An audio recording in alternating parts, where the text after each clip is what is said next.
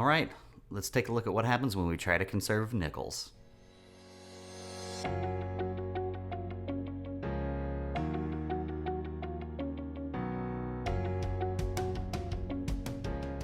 Alright, I thought I'd do a follow-up showing you guys what happens when you use eZest, easiest, however you want to refer to it, on nickels in various states.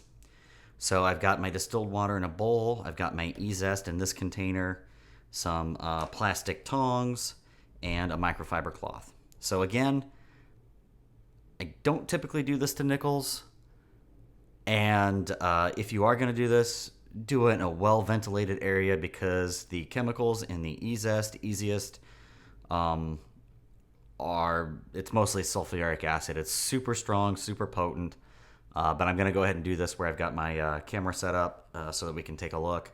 And also, I typically rinse my coins using a bottle of distilled water over a sink, pouring it for like a good 30 seconds to clean it that way. So I've got a couple finds from our last nickel video, a couple silvers, a modern 50s, and then a decent looking 70, so we can kind of see what the impact is on each of them. Again, like I said, with the silver coins, you typically don't want to do this unless they're already in pretty fantastic shape.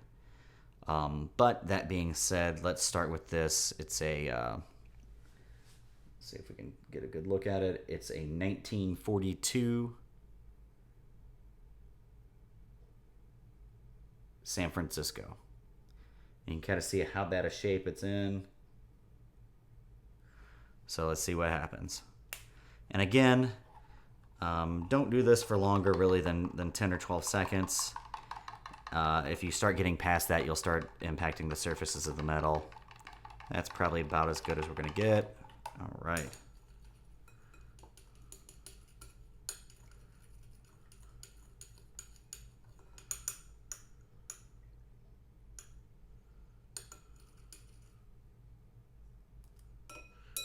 You can already see the water clouding up. Pat dry.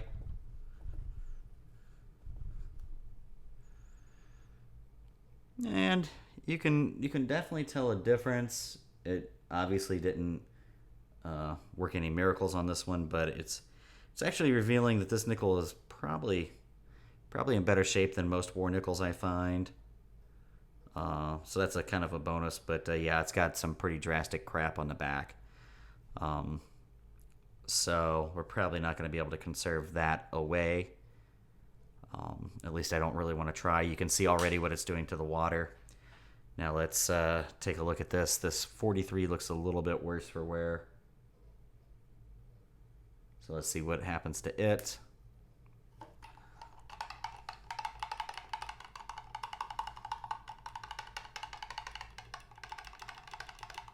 All right. And you have to, in addition to not soaking it too long in the restoration, cleaning, dip, whatever you want to call it, you need to really make sure you rinse it so there's no residue, again, which is why I typically pour it over instead of knocking it around in a bowl like this. All right, again, pat dry.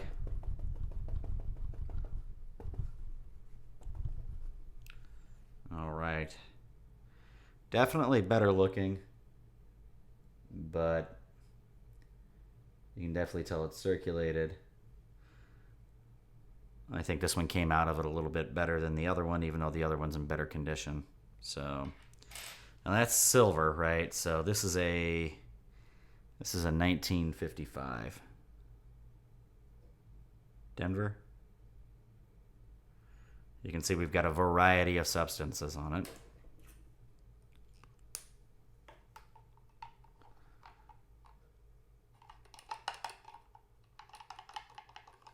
I like to agitate it because everything in this is plastic and it's not going to hurt it.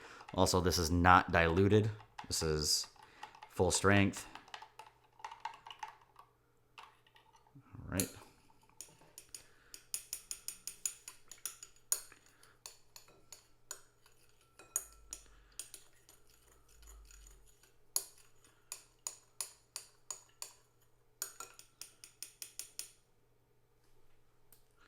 Again, pat dry.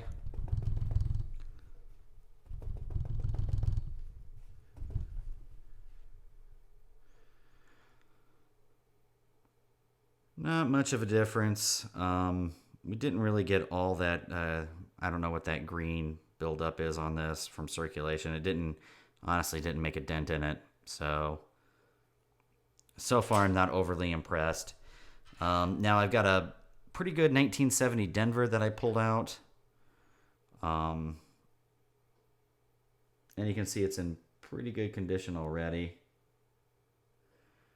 So let's see what happens.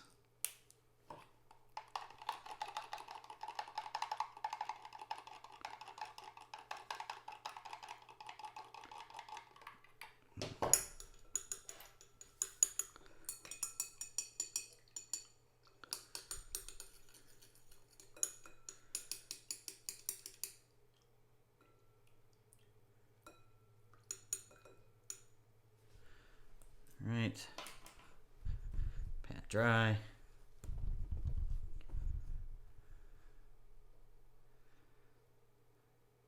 I can't say there's a whole lot of change in this one.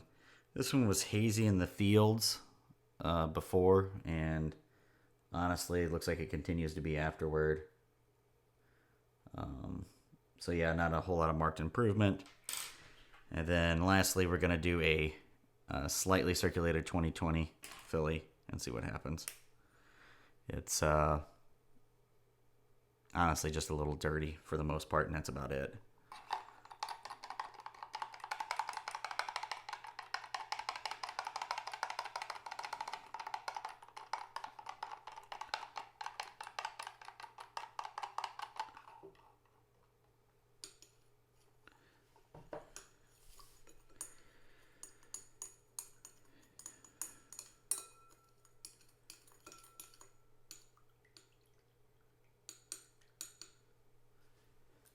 Again, pat dry.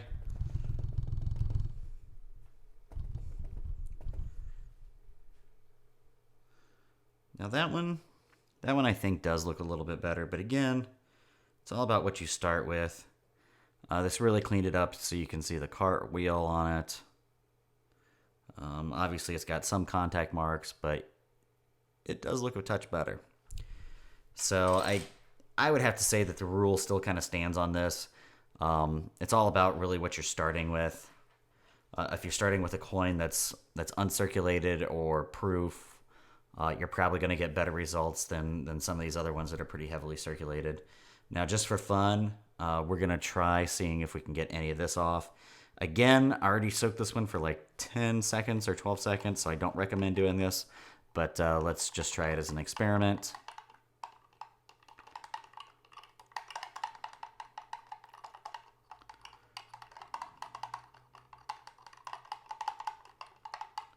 Give it a little extra even. All right.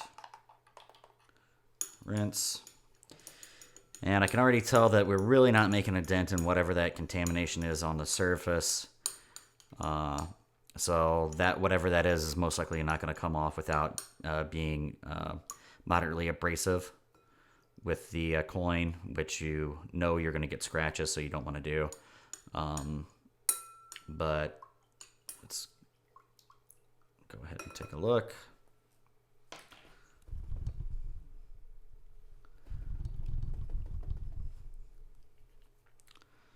Yeah, it didn't really do much for it, and you can just kind of tell that this one's been cleaned now, right? That it's been dipped too much. You can still see the dirt and everything and the details and the devices, and it's just kind of got this look to it. Hopefully it's coming across, but yeah, it cannot get through whatever that is on this coin. I mean, otherwise this probably would have been a pretty decent shape 42S.